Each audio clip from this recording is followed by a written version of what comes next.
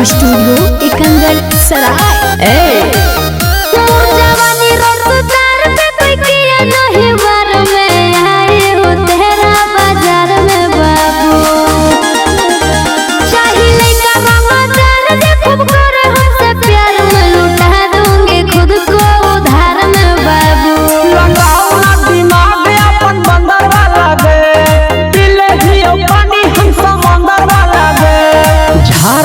गर्मी तोरे अंदर वाला गे पियो हम छौड़ा ये कमर वाला गे पियो हम लड़का ये कमर वाला गे पियो हम लड़का ये कमर वाला गे पियो हम लड़का ये अरे कोइला कोइटा राई बाबू ढेर लोई कहन रे बाबू हमर भरत हो नहीं मन रे अबे देखला हवाओ त सट गे रानी दुइये मिनट में बेबी हट गे रानी।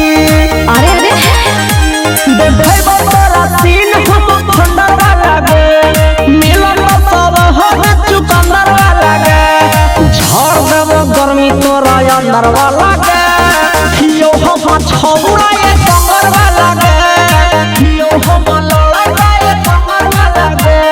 सही में यस बेबी पियो हम लड़का ये कमर वाला गे।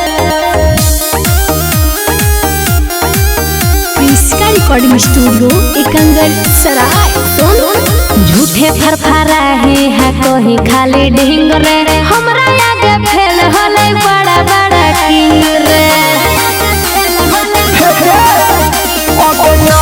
कुंदन कुछ खास ही है गे एरिया के अपन बदमाश ही है गे। सही रे हमारा में गुण होला फंदर वाला गे खेला ही खेलावा सिकंदर वाला गे झाड़ देबो गर्मी तोरे अंदर वाला गे पियो हम छौड़ा ये कमर वाला गे पियो हम लड़का ये कमर वाला गे। अरे जियो राजा। इसका रिकॉर्डिंग स्टूडियो एकंगल सराय।